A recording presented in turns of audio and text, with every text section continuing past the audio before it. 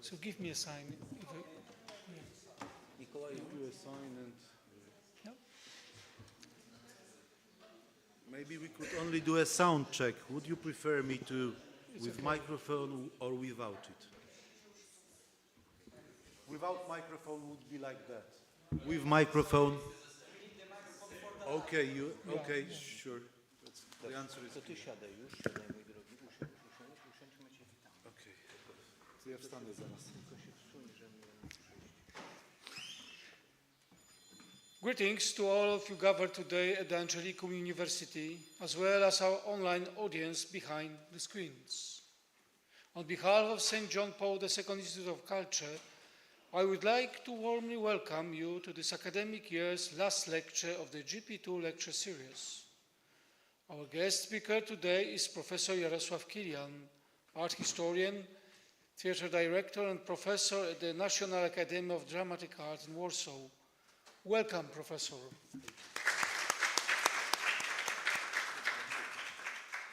This lecture, as well as the entire JP2 lecture series, could not have taken place without the support of our university authorities, whom I would like to thank. Special thanks are also owed to the supporters and donors of St. John Paul II Institute of Culture. The St. John Paul II Institute of Culture was established to look at the challenges facing the modern world at the church in light of the life and thought of St. John Paul II. The idea of thinking with John Paul II has been embodied in the JP2 lecture series, which are monthly lectures of prominent interdisciplinary scholars who revisit the extraordinary contribution of John Paul II for our own day. Now, I'm pleased to give the floor to Dr. Dariusz Karłowicz, the initiator of the JP2 lecture series and the St. John Paul II Institute of Culture program director. Dariusz Karłowicz will share more about today's special guest.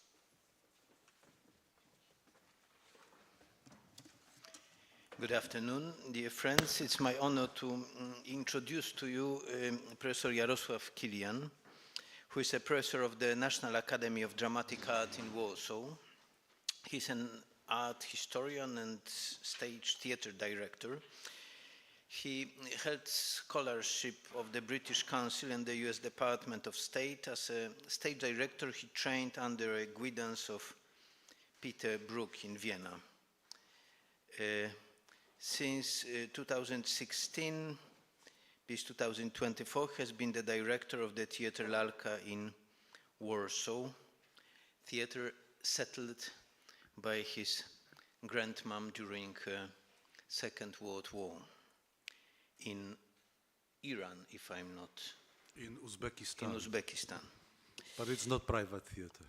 He has directed operas, outdoor performances, plays for children, and primarily stage performances of European and Polish classic masterpiece of Molière, Shakespeare, Juliusz Słowacki, and Alexander Fredro, and many others. In his lecture entitled Quem Quaeritis, Theater in the Search for Meaning, starting from the question posed by the angels at Christ's tomb to the three Marys, the Virgin Mary, Mary Magdalene, and Mary, the sister of Lazarus, Jarosław Kilian will reflect on the searches that theater faces today. What is the meaning of theater nowadays? What does it seek? What does it want to tell? How to explain the paradox that theater is a lie that makes us realize the truth? Professor Kilian, the floor is yours. Thank you for introduction. Welcome, dear guests. It's a great privilege, first of all, to say honestly, to have in this sanctuary of wisdom, theology, and philosophy, simple-minded theater maker And I will try to share with you, not as a theoretician, but as a practitioner. Quem Quaeritis, the eminent theater historian Zbigniew Raszewski begins his excellent short history of Polish theater with a paragraph. Quem Quaeritis, whom do you seek?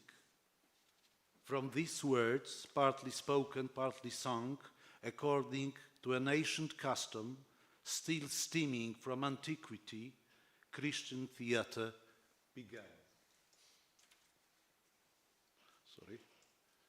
Christian theater began. The Latin question, Quem Quaeritis, refers to 4 lines of the medieval Easter liturgy that later formed the kernel of the large body of medieval liturgical drama, which is also known as Visitatio Sepulchri, visit to the tomb. It was introduced into liturgy in the 10th century as a new genre of liturgical ceremony. The Quem Quaeritis was an exchange of 1 question, 1 answer, and 1 command between the angel at Christ's tomb and 3 Marys. Although short, this expert of text would later snowball into a huge body of religious medieval plays and evolve into the various genres such as liturgical drama and mystery plays.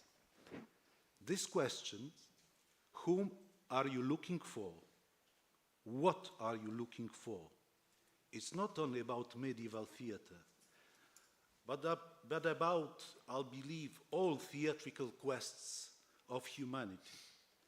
Basically, it's about discovering the invisible reality, about the meeting point of man with supernatural.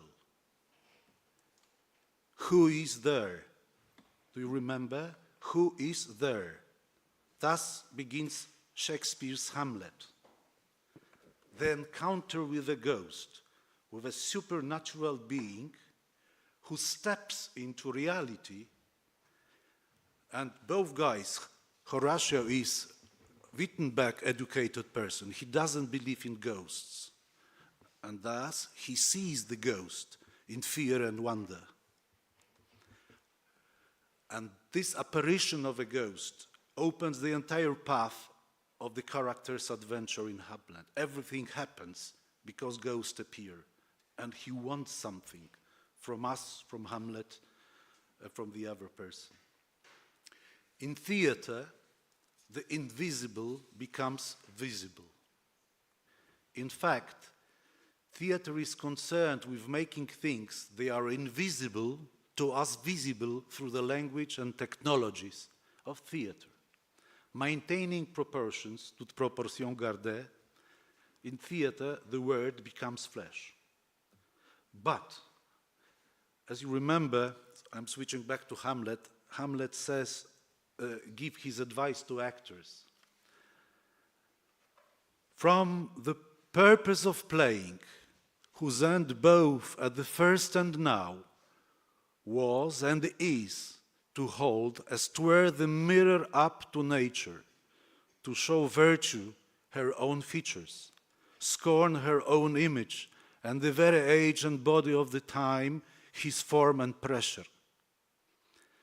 This is inquiry into the theater's peculiar access to a reality that may transcend the real, the timelessness of the theatrical experience, the simultaneity of engagement and detachment.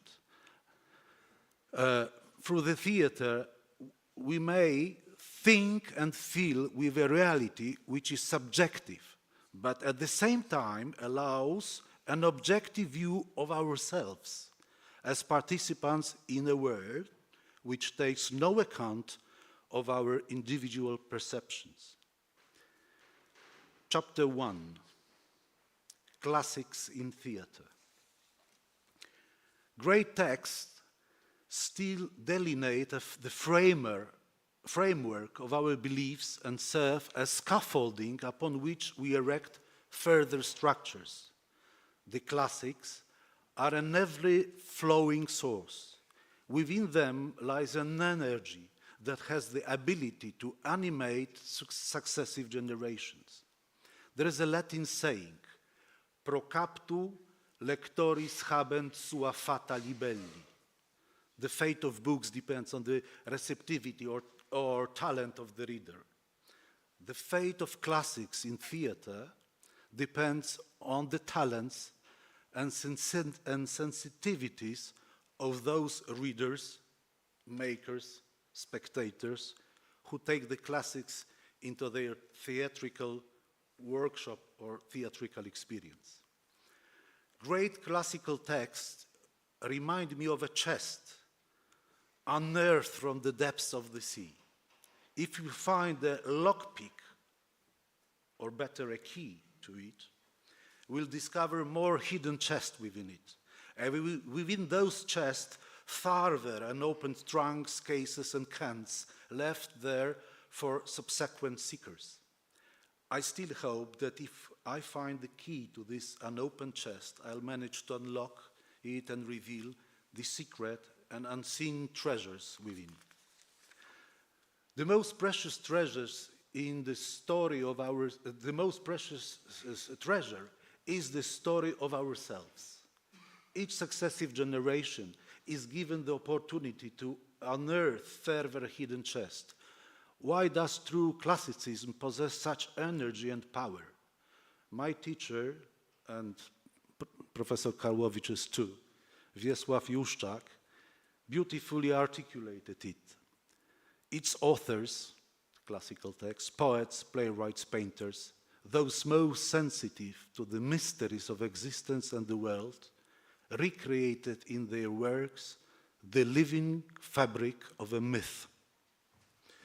The concept of classicism is also tied to the notion of tradition. Classicism is rooted in tradition. However, theater should always pose question to its times, as Hamlet advises.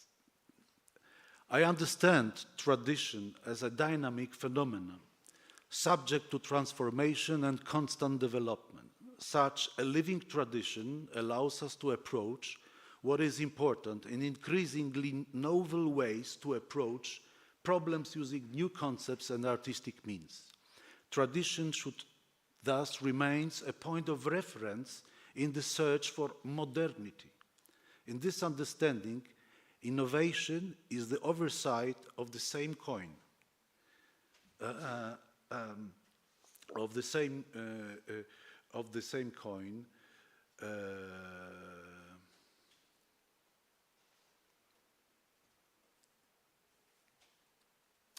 Complementing the pursuit of preceders. I believe in the significance of returning to classicism, which allows us to rediscover, reinterpret it anew. Theater must uncover hidden meanings within it and clothe them in surprising forms on the stage. Each spectator experiencing ancient stories find the image of themselves in the surrounding contemporary world. Engaging with great texts is an essential return to the origins of what shaped us and an attempt to answer the question of who we are, a question posed not only by each new generation of readers but also by artists. I'll switch now to the synthesis presented by Romanian origin French writer Georges Banu and theater theoretician and critic, who puts to present those two coins of, or two images of theater. Georges Banu writes, theater is divided and has been facing this division since the emerge of staging. Two camps oppose each other, both defining themselves in terms of their radicality. These are the ones who have shaped the destiny of European stage, while the rest, the undecisive and the lukewarm, have been vomited out, as declared in Apocalypsis cum figuris, who directed Jerzy Grotowski, the founder of most important theater performative switch in 20th century. Jerzy Grotowski liked and used biblical references to conflict opposing steadfast enemies to conciliators who round out the rough edges, soothe confrontations and make compromises without explicitly taking sides. What are these camps facing each other? On one hand, we have theater people indicting theater in order to improve it and to arrive to some point of some kind of original essence. This group has Gordon Craig as a leader, joined by the advocates of the empty space, from Poe to Peter Brook, with Grotowski and his poor theater and its extreme. They are all invested in the effort to save theater by elimination and by achieving a purity of the actor-audience relationship. They say it's enough to create theater space, to have an actor and a spectator, and the rest doesn't matter. One who performs and one who is a witness of this performance. The other group unites artists mobilizing theater resources, summoning and exalting them in the name of common dream without any reluctance or suspicion. We could mention here Meyerhold, Ariadne Mnuchin, Bob Wilson, Giorgio Streller, Andrzej Wajda, Peter Stein. They make theater without any reservation, indulging in the exercise of their art.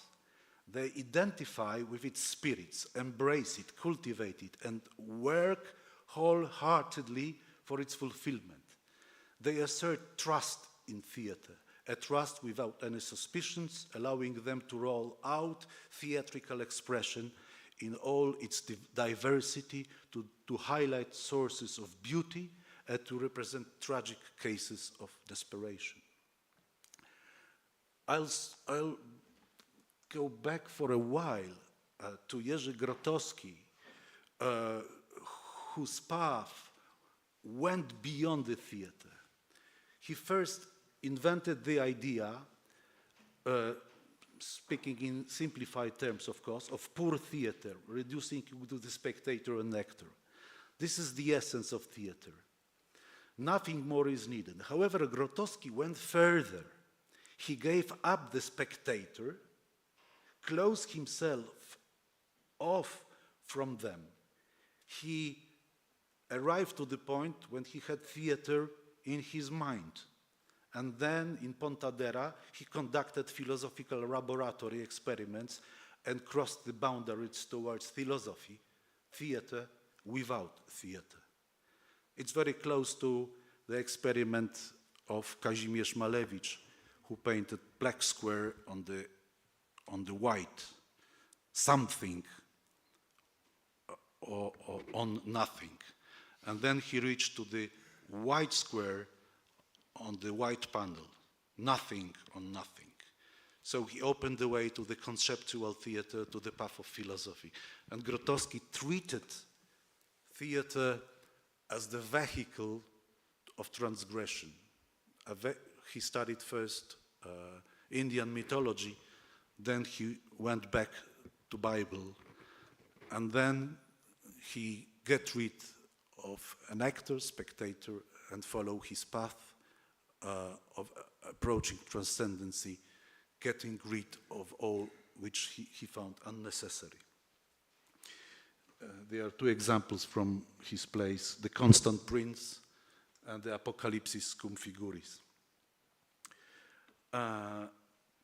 Peter Brook says, a man walks across his empty space while someone else is watching him, and this is all that is needed for an act of theater to be engaged. Thus he creates something honest, a human connection. And from that connection, the audience's inner emotions are called forth, they are moved. This connection is based on the agreement of the unreality of theater. The best example is again from literature. Do you remember when Don Quixote was observing a puppet theater on Maestro Pedro, and he attacked marionettes and puppets to save a virgin from the hands of oppressors. It's here on the beautiful image of Gustave Doré, an illustration for Don Quixote. The essence of it is that Don Quixote does not lost the sense of reality, but he lost the sense of unreality of the theatrical event. Chapter 2, Metaphor. A Midsummer Night's Dream, Act 3, Scene 1. Queens. Well, it shall be so, but there are two hard things. That is to bring the moonlight into a chamber. For you know, Pyramus and Thisbe meet by moonlight. Snout. Does the moon shine that night we play our play? Bottom. A calendar. Look in the almanac. Find the moonshine. Find out moonshine. Queens. Yes, it does shine that night. Bottom. Why? Then may you leave a casement of the great chamber window where we play open and the moon may shine in at the casement. Aye, Queen's answer. Or else one must come in with a bush of thorns and lantern and say he comes to disfigure or to represent the person of moonshine. Then there is another thing. We must have a wall in this great chamber. For Pyramus and Thisbe, says the story, did talk through the chink of a wall. Snout. You can never bring in a wall.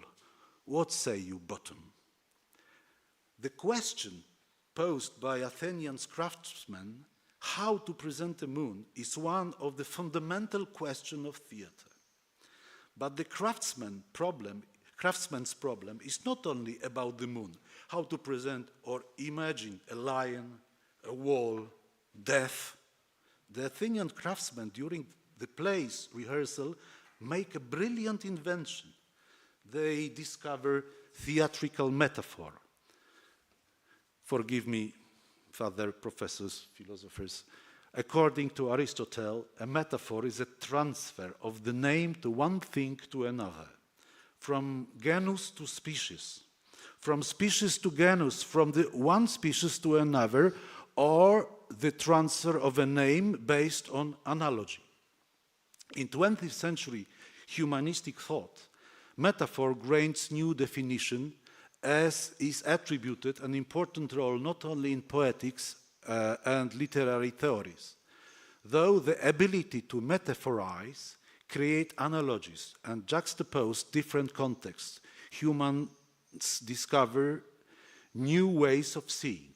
Joseph Weizenbaum, one of the most important computer scientists of the 20th century, argues that almost everything we know, including serious science, is based on metaphor. The Polish poet, he used to call himself a priest who used to be a poet, the Polish poet Jan Twardowski wrote that a poetic metaphor is a meeting of words that are surprised by each other. Some believe that everything we come to know in the world is based on metaphor. Metaphorization is an attempt to understand and master the world. The very act of theater, embodying a character, is also metaphorization. After all, it's not Hamlet who stands on the stage, but a person named Benedict Cumberbatch, or Teresa Budzisz-Krzyżanowska, as Father Professor remembers for all his life, or Tom Hiddleston, who plays Hamlet. Metaphor is at the core of acting. The very act, the English word and the Latin word to act means both to do and to play. The very act of an actor is a metaphorical activity. It involves juxtaposing the reality of the actor's body with the unreal character the actor plays or portrays. The illusion of reality that appears on the stage thanks to the actor becomes the reality of illusion. It's Jan Kot quotation. In the realization of roles, there are also acting actions that are potent, strongly affecting the viewer's imagination as theatrical metaphor. I will quote only one example. I remember those plays when one of the greatest Polish actors played Salieri in Peter Sheffer's Amadeus, directed by Roman Polanski in one of Warsaw theaters. And it was the moment not written in the play, but when Salieri takes a score of Requiem and he reads it. He reads it, but he can hear it as we can hear it because he hears the music.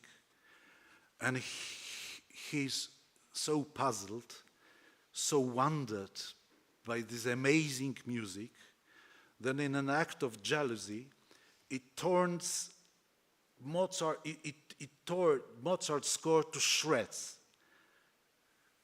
with an act of jealousy. And then happened something strange. Sister Betty is here. God bless you, sister. Good to see you. He tore down to pieces, and then on his knees, this is without any words, in total silence, on his knees, he's collecting those scraps of paper from the ground, and he eats them like broken hosts. The wonderment of this music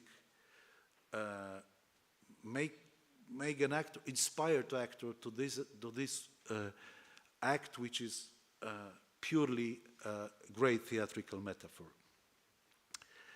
In Greek, an actor is hypokritos. In the Bible, there is a repeated exhortation: do not be like the hypocrites. The literal translation is do not be actors. Here the word hypokritos appears. Those who play a learned role are hypocrites, deceivers. Acting is close to the devil's art because it's imitating God. Because imitating God is a sinful act and has something of satanic craftsmanship. To better understand the essence of acting, I will gladly use another biblical comparison. Again, toute proportion gardée. At the beginning of acting is a word, but understood precisely in the biblical sense as a logos. The word logos means sense, meaning. In the beginning there was a word. In the beginning was a sense. So it's not just about the spoken words and sentences. It's about the text, the score, the partition. The word sense, intent, though, incarnates. The actor lends his body to the word and gives it shape. He feels it with his own physicality. In the theater, through the actor and in the actor, the incarnation of word takes place. This procedure is somewhat suspicious. And for this reason, the church has had problems accepting acting for years. Comedians did not have the best ratings for a long time. The actor is the only true executor of the character created by the author. It happens that thanks to the actor's artistry and the an additional value is created. And from the ore which the drama, a complete work of art is born, incarnated on stage and completed with the actor's imagination.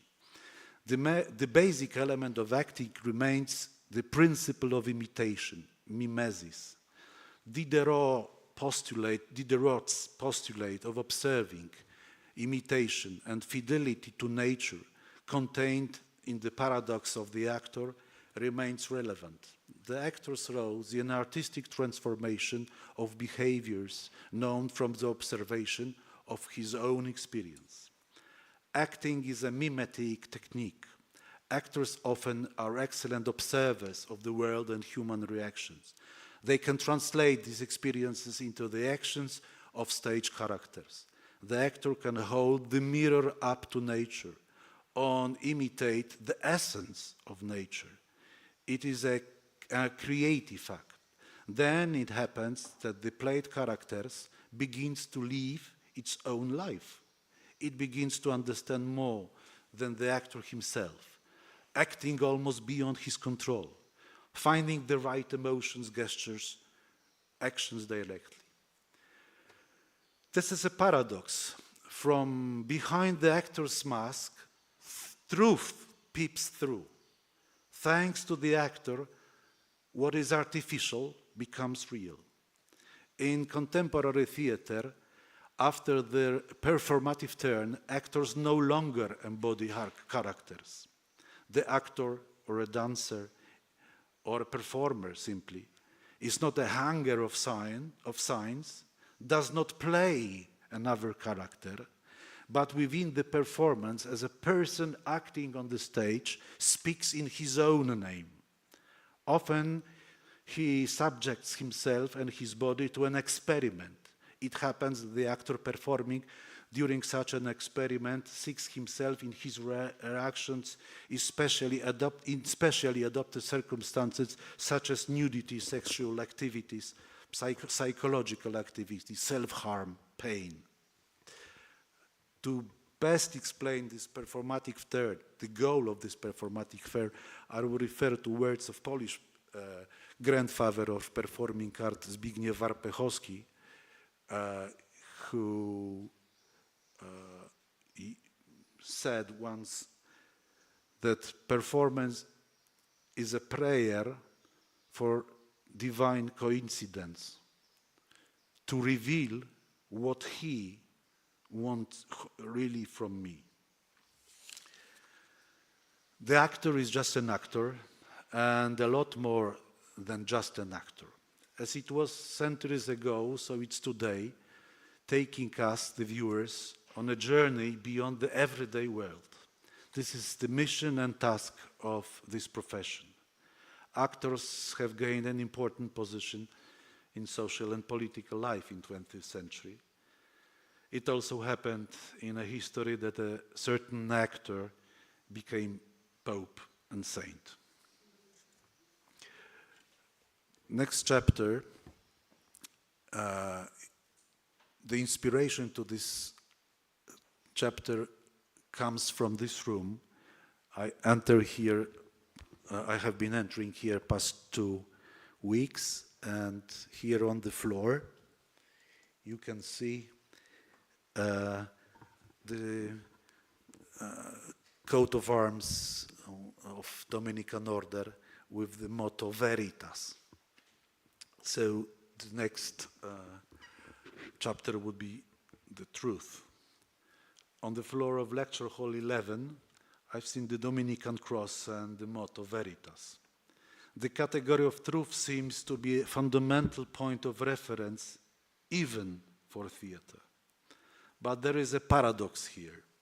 How can theater, a phenomenon that is artificial, which is untrue, be true? Where can truth be found in theater? Can an actor, called Hypokritos in Greek, be a carrier of truth? What truth could be meant here? Picasso said, art is a lie that makes us realize the truth. Perhaps we can understand art as a means to the acquisition of truth. Art has even been called the avenue to the highest knowledge available to human, and to a kind of knowledge impossible of attainment by any other means. Shakespeare in The Winter's Tale sets part of the action on the seacoast of Bohemia.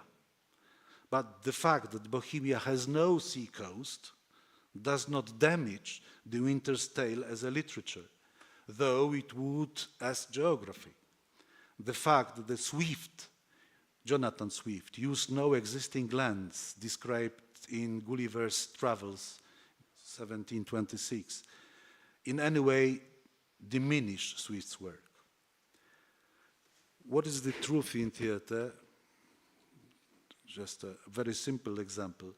I don't know if you noticed and you spotted such an interesting moment in theater. The performance is boring, like a wet blanket. Our eyes are glued shut. You're slowly falling asleep. Suddenly, actor forgets their lines. And then you wake up. You notice it, in spite of boredom around there. Something unexpected happens. Have you experienced that? That's the moment of truth. A strange thing, even this artificial world, there is a moment of truth. The truth is like a bolt from the blue.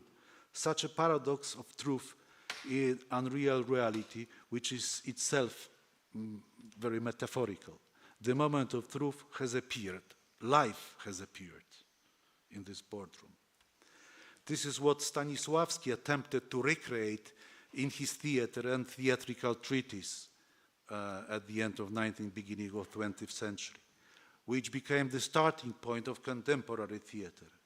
It was there the source of inspiration for Grotowski and the entire school of Lee Strasberg, Elia Kazan, from which the most important actor of 20th century American cinema emerged.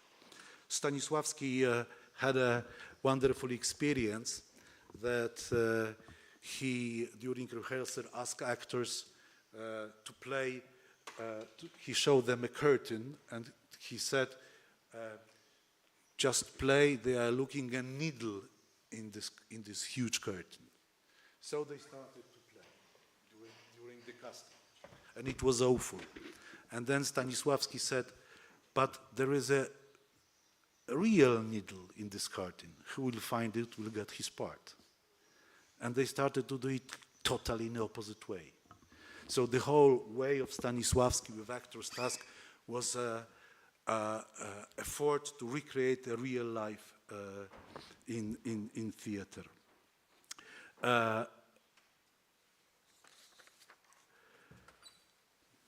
Brook, again. Truth in theater is always on the move. As you read this book, it's already moving out of date.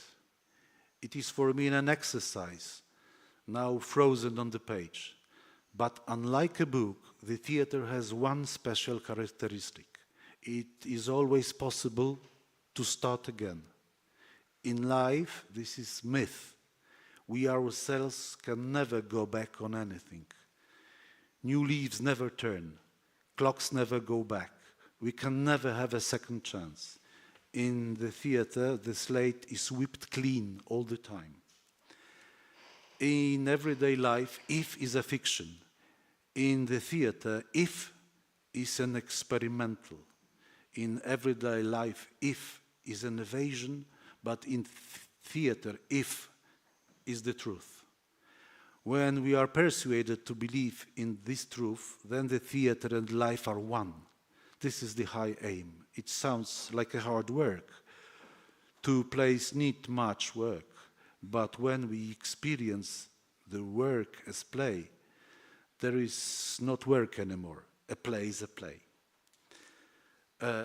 Theater may rely on honestly revealing what is untrue. In this lies the connection and paradox of truth in theater. The two words of Peter Brook's theater are its audience and its actors. According to Brook, the actors bring the world of the imagination to meet with the audience, world of everyday, but instead to temporary suspension of belief in the everyday world, which a Western audience has traditionally forced upon itself. Brook conceives the true theatrical experience as incarnation between the two models of reality, those of imagination and mundane. At the beginning of every Japanese classical no performance, which is somehow crystallized in 15th century and it's preserved up till now, in the very beginning of every performance, there is an actor approaching the stage with a fan. And he cuts the space into two parts. Then with his hand, very slowly, the half of the audience is already sleeping, but it's not an issue because it's a different way of perceiving word. This half of the space is taken away by this fan. So the everyday space is out. We are entering in the new space of a performance, which is timeless, frozen in time.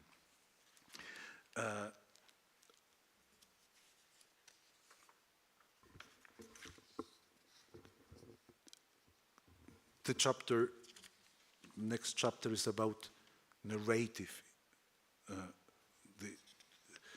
the epic element in theater. Constructing a narrative, in my belief, is the primary task of director. Hamlet could be a political story, could be a melodrama, could be a love story, could be a crime story, but whatever it is, you have to tell the story. If you tell the story, the other genre could appear. The theatrical actions constitute on the fundamental ways of storytelling in theater. Staging is a process by which a drama is dressed in theatrical form. It is the realization to the text in space and time. Storytelling in theater interests me from the perspective of utilizing staging inventions. I would describe these techniques as storytelling vehicles through which audience follow the story unfolding on the stage.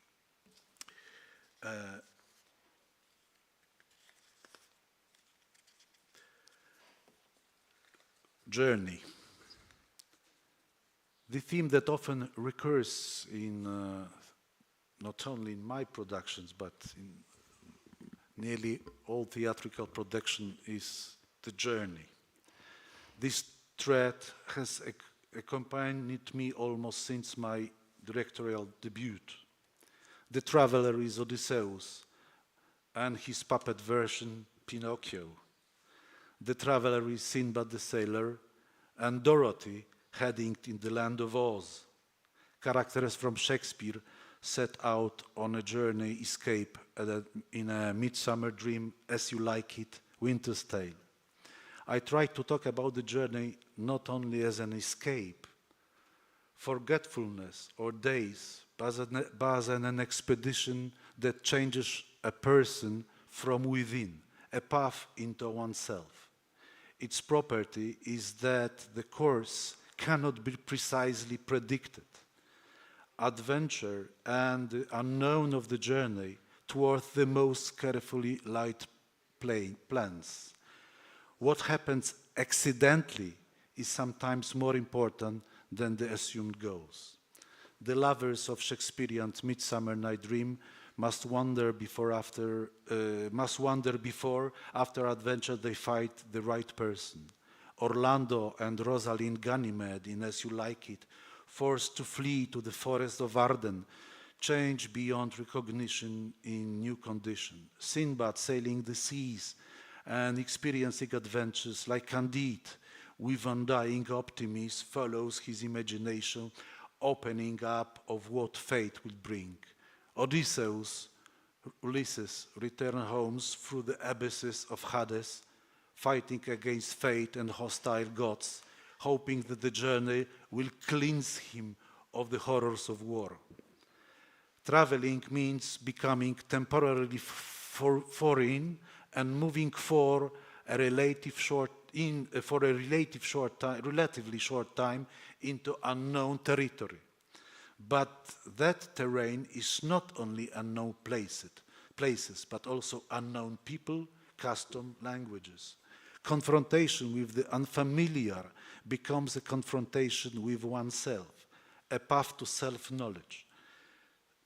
Confrontation, one always returns from the journey somehow different, changed, wiser. According to the Jonathan Fogler, which wrote a script of writing, a manual of writing scripts, and is based on Campbell's works. According to Fogler, the hero's journey turns into a quest for the elixir. It is the elixir brought from the journey, acquired, rescued, torn from the forces of evil, healing potion, treasure of knowledge, a holy grail. Dorothy returns to Kansas with the awareness that she is loved, and there is no place like home. The wooden Pinocchio, reaching the bottom and landing in the belly of whale, becomes a real boy. Odysseus restores order in his own home and life. The lovers from Midsummer Night Dream find each other and discover what true love is.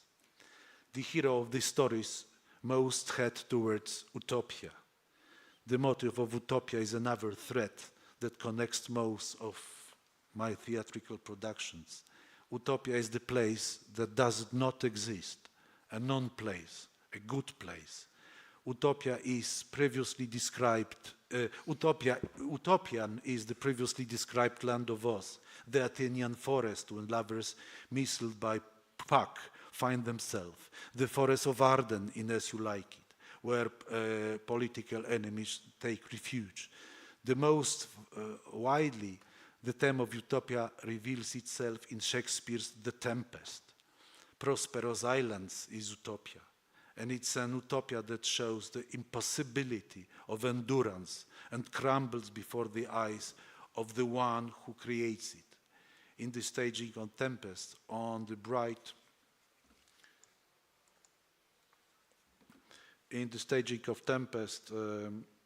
on the bright scrubbered boards of the stage of the theater, menacingly jagged tree trunks appear broken by hurricane brought from the Puszcza Piska forest. You can see spotlights, a wind machine throw onto the shore of the sea, a broken piano, clouds, sea, waves, sprinkles, or windbreaks also appears in the projection of photographs by Edward Harvey. Prospero takes refuge in this theatrical world. He is the director on his utopian island stage, which was to be obedient to him. He wants to subject all creatures inhabiting this place to power and create a new, wonderful world. The former prince and mag rules with art, but in the end must renounce that harsh magic. He returns from the utopian world to Milan. He gained true freedom and find forgiveness for his brother, who took away his duchy. Prospero decides to abandon magic and becomes an ordinary man again. Because of Miranda, who loves and wants to return to the real world, her father gives up theatrical charms, throws off the magic cloak, and breaks the staff. He understands that both he and his airy spirits are only raw material from which dreams are made.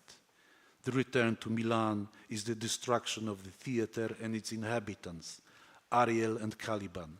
Since then, every third of Prospero's thoughts will be a thought of the grave. I'm slowly getting to the end, not to keep you too long. The last chapter is opera. The desire to recreate ancient Greek tragedy inspired the creators of Camerata Florentina, who at the end of 16th century wanted to somehow reenact or recreate Greek tragedy. The names like Bardi, Galilei, Caccini, and later on the great divine Monteverdi. They created drama per musica, from which modern opera derives. Like the Renaissance creators, they believe that accompanied monody and music subordinate to the word have the power to affect listeners and viewers. The music of ancient Greece guarded virtue, make the cruel gentle, the faint-hearted brave, calmed the agitated, and enhanced the acuteness of minds, emphasized one of the Camerata members, Vincenzo Galilei. By the way, Galileo Galilei's father.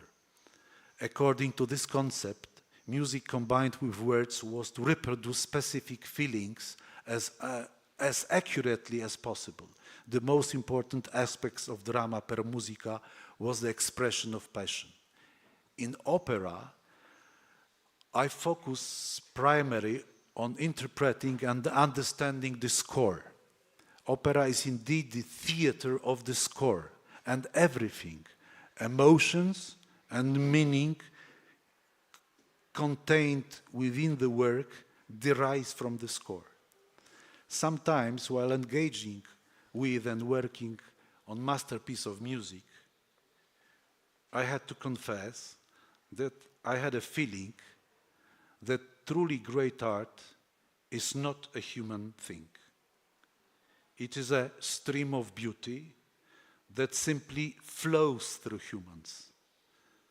Opera is a world of conventions and limitations.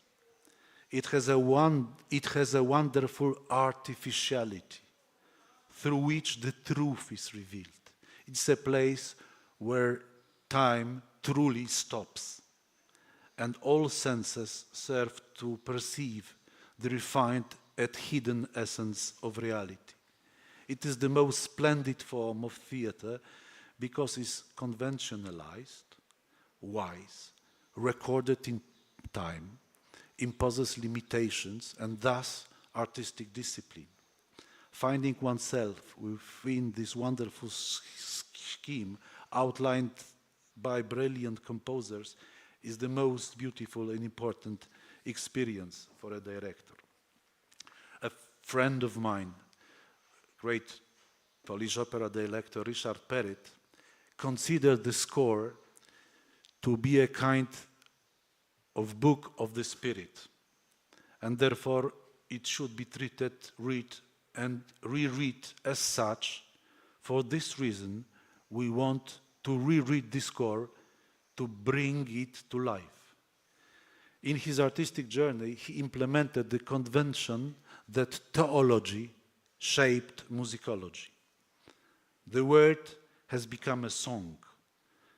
Was that language like the fire reminding of the burning bush of Moses, and the sign and the singing sanctified for earth from which it was born.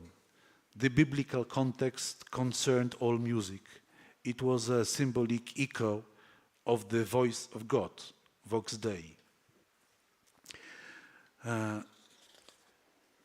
This is only to share with you it's from Gulliver's Travels, when the double rally was exposed to share with the production of Rinaldo by Handel.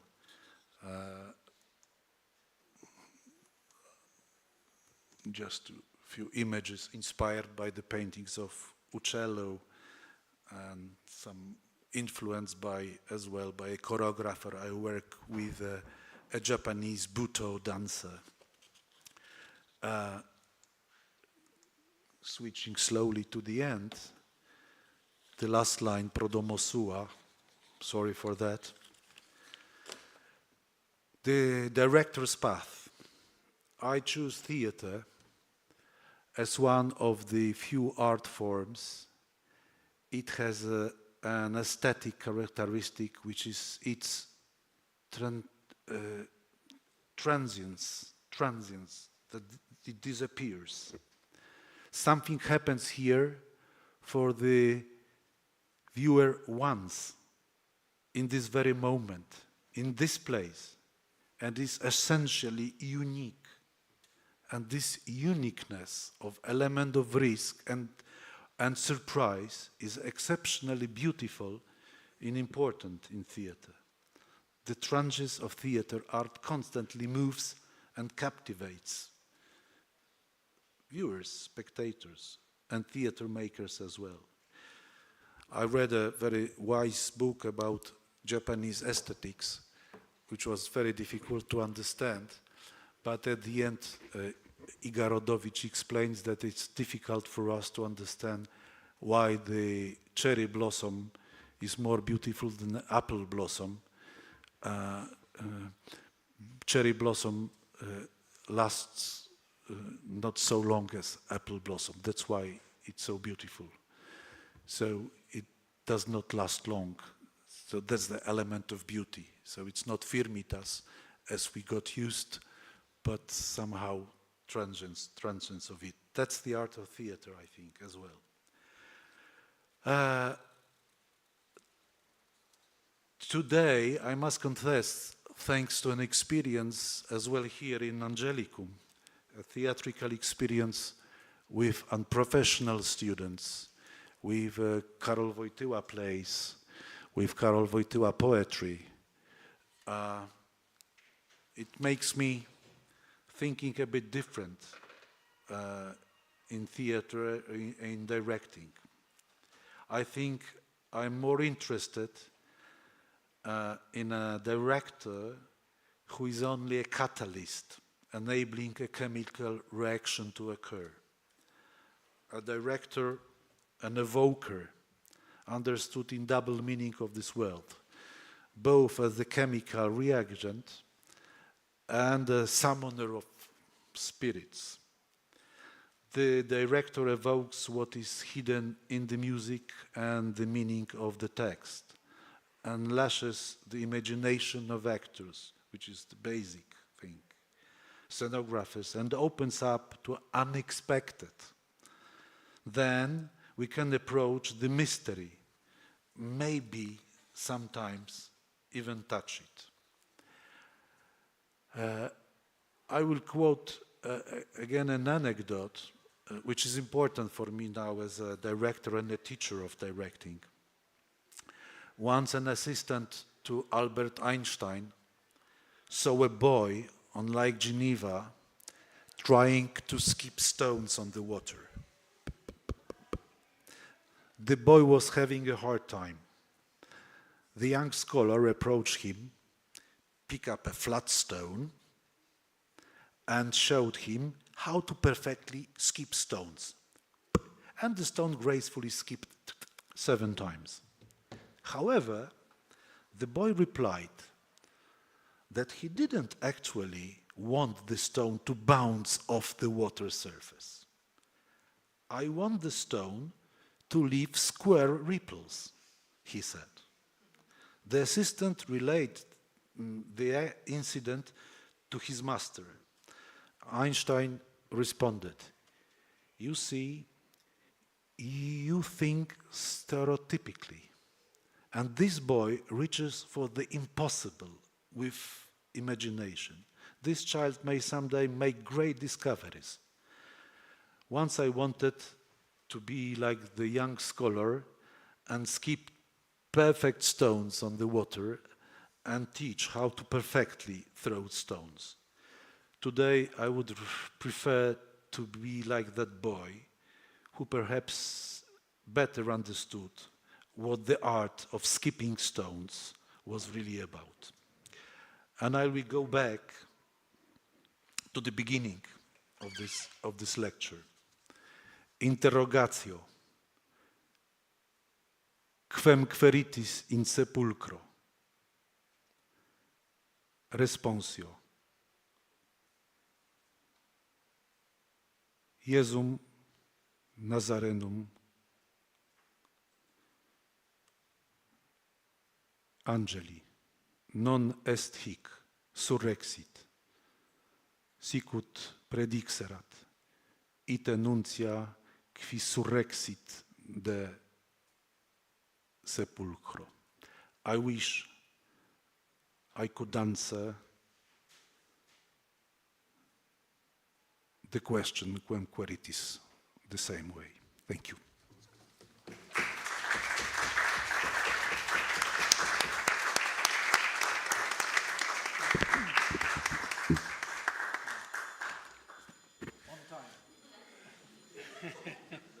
Professor Kilian, thank you for your most interesting lecture. Now we have time for questions from the audience. Please use the microphone.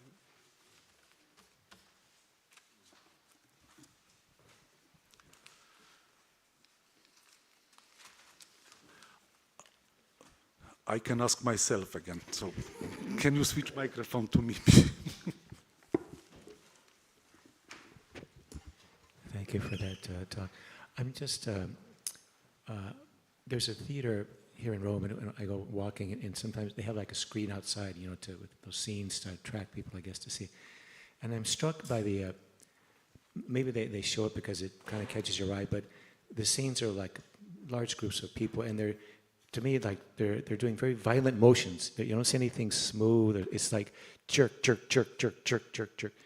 Is that a tendency? Is that something that's more common in theater, or am I just seeing something that's exceptionally, to me, strange? Because it's like I'm not seeing anything that's really kind of pleasant. It's like they're making an attempt just to like, just jerky, very jerking, you know, violent motions from one end to the other. Is that a tendency in theater? But to be precise, maybe we can find those images. Yeah? You were referring to... It's in a theater here in Rome. And as you walk on the street, they have a screen out. You can see it as you're walking by. You don't have to go in. Yeah. And it's theater or something or other. And they have a big screen, you know, it's like a TV screen. And they're like advertising the, you know, whatever the productions. And when I go by, I just glance out of curiosity, and they're always very violent motions. Violent motions. I don't see anything that's... I think that's the way of, one of the way doing now that you have to be harsh, violent. That's the, I would call it a sort of the fashion. So, but you can find some opera performances like we saw here in Rome, a brilliant version of Janufa by Janacek, which was somehow taken out from the score following the music. I can hardly answer, but of course there is a sort of the fashion that you have of the brutality, of violence and brutality, which is as well a well-packed product. It sells well. So I'm afraid that what you saw, it's just a part of this fashion which switches theater to this violent and harsh version of presenting things.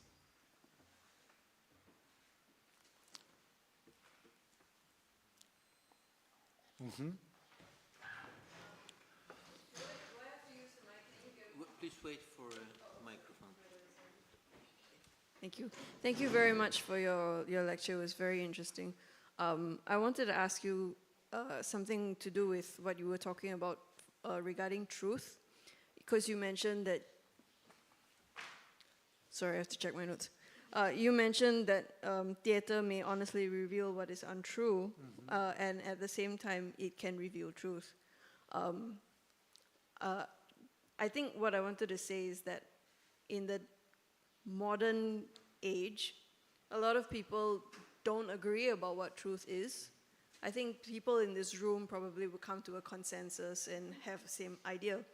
But when we talk about truth and using theater as a vehicle to discover truth or discover untruth, as the case may be, do you think it's a limitation now, considering the fact that people don't even agree that what truth can be, or they think truth is subjective? It's extremely difficult question, but I will refer to what we are trying to discover. Maybe that could be a good answer. What we are trying to discover during the seminar at Teologia Polityczna, seminar led by Professor Karłowicz and Professor Bishop Jacek Grzybowski, about Christian art or holy art, or it's hard to say. And there was a kind of discovery for me that the truth in art concerns, I wish I could discover it myself, but with help we discovered it, concerns the 8th commandment. Thou shalt not bear false witness. Thou shalt not bear false witness. And it's about 8th commandment. That's the truth. So that's the truth. You mean that I mean that being honest with your conscience, and it's the possibly broad explanation what the truth in art is. But in a way, I believe that's a way. There's way of faith. There's way of science, and maybe there is a way of art to know the truth, to find the truth. But I think the broad answer is about 8th commandment, which is your discovery or our discovery at the seminar. Thank you.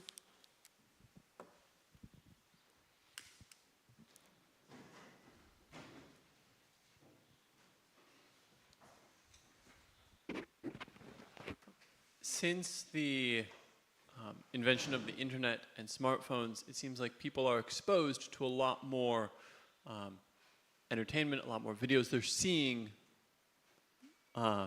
people doing theater-like things on the screen a lot more than they did in the past. Have you found that that's changed, that both the way that the actors and directors create theater and the way the audiences receive it? Yeah, I think that's a very good question, but I think that it helps a lot to understand the originality and language of theater, which is a way, which is far away from all those modern technologies. Of course, technology can be used in theater. We've got wonderful lighting, everything's well packed now. More and more we had like no theater director or actors or films showrunners who everything is so perfect. But in a way, if I may come back to opera, that's totally different. So this issue somehow is taken apart. Why they are singing, why they are dying for half an hour in the opera. They are dying for half, but I do understand. When I directed opera, I had a problem. It was my first opera. I talked with a very brilliant singer that I shared the problem. You know, it's really difficult to plan it for half an hour dying. But she said, but you know, that's the essence of the opera. The time stops there. So it's celebrating the moment. And even in the Baroque opera, there is the capo. You die for another quarter. because it's so beautiful in terms of music. So this da capo make the time frozen for a while. It makes the time frozen. So I do believe that people theater will not die under the technology, under all this technique, because people would be there to always for the human connection, for this connection which cannot be replaced by online classes or even by the most wonderful three-dimensional stuff. So it's rather this technologically advanced bring us back to the source, to have the real theater, which is the same from the very beginning.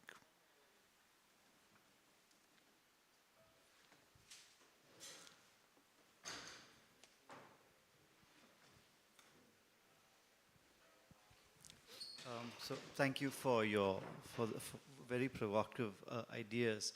I'd been thinking something similar to on the lines of this young lady here, because especially one thinks of gender. Everything is performative. I am a man only because I choose to be a man, blah, blah, blah, blah, blah. Yeah. So I was thinking theater, and you spoke about reality. I was trying to wrap my head around this question, and then it struck me. Quem Quaeritis? Who are you seeking? And the answer perhaps lies in that episode you refer to. Who is she seeking? Is she seeking the self, or is she seeking God?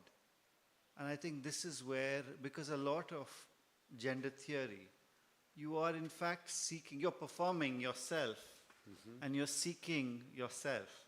At the end of the day, it's a never-ending, it's a never-ending search, and perhaps the focus of our search needs to be different. Sorry.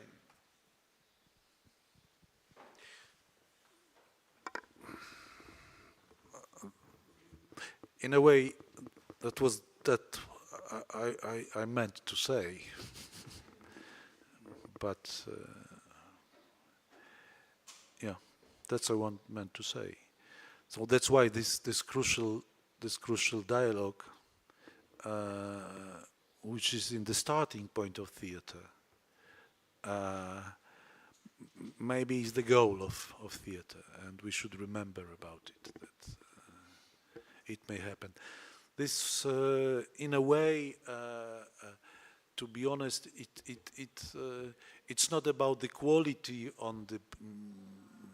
of this production, but somehow what we did with, here is Sister Betty, with Job by Wojtyła 2 years ago, and last year with our God's Brother, was somehow this common effort to answer this question: whom are we looking for? Through the text of Wojtyła. Yes, Father, thank you. May I add a word? Because we feel certain opposition when we hear about the art that it may be a lie. Because we all agree that art may be an entertainment, game, reset. And it certainly is. That it may be not only about truth, but about beauty, about harmony, etc. And that's all true. My feeling is that what you describe is focused on a certain sphere, which is top of an human art. In fact, it is a kind of art which might be an element of worship, and which is about truth. Not all art should be and must be about truth. It's entertainment. It's a pretty important thing in our life, let's agree. I mean, it's nothing bad in resting in theater or amusement. But that's that part about true. And here the problem comes, and I think that what you, Jason says, it's a very good point, because it's a problematic sphere which comes from evolution of in a history of philosophy, in fact.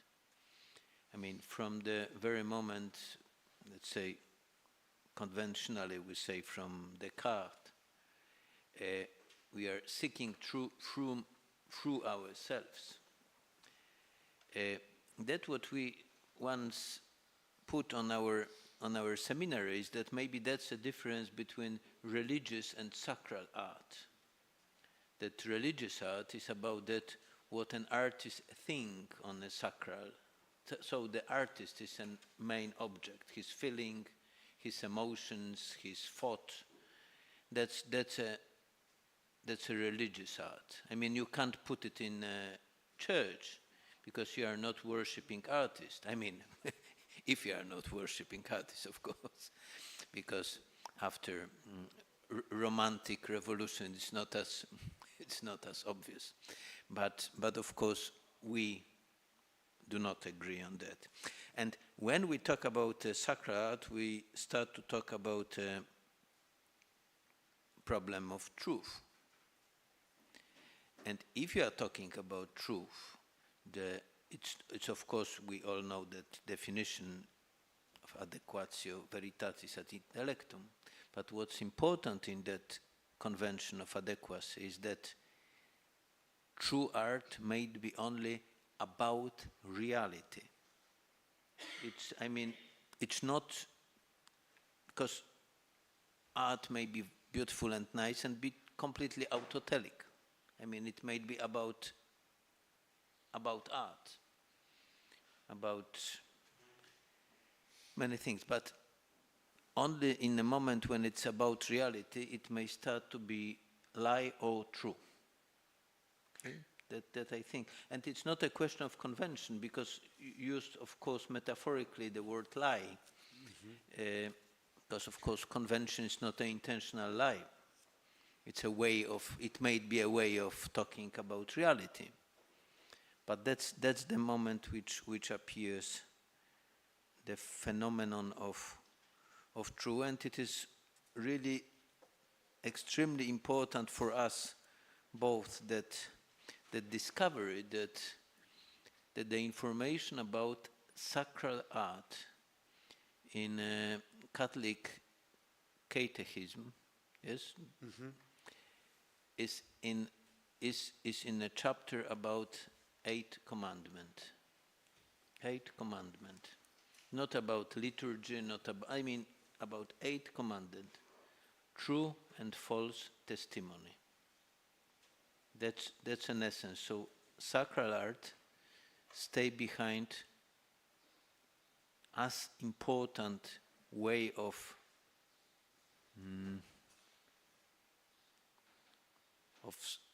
revelation of God as a martyrdom. As a martyrdom. Can you? I mean, that's a biggest weight which we experience, in fact. So it shows also a responsibility of artists. Because as author of Catechism says on visual arts, which is partly a theater, the visual art in a church, it's a true testimony on that what is not discursive. So in a divine things, there are some who may be referred in a word, and a part of that may be referred through pictures. And I strongly believe through performance, what I experienced because of you actors and you. Thank you very much for that 2 days ago in that very courtyard. What was very important experience. Dear friends, Yeah. Once more? No, I feel like asking myself after this, but I wouldn't know. I'll So, dear stop. friends, thank you all for taking part in this lecture. And thank you, Professor Kilian, for your most interesting talk, once again.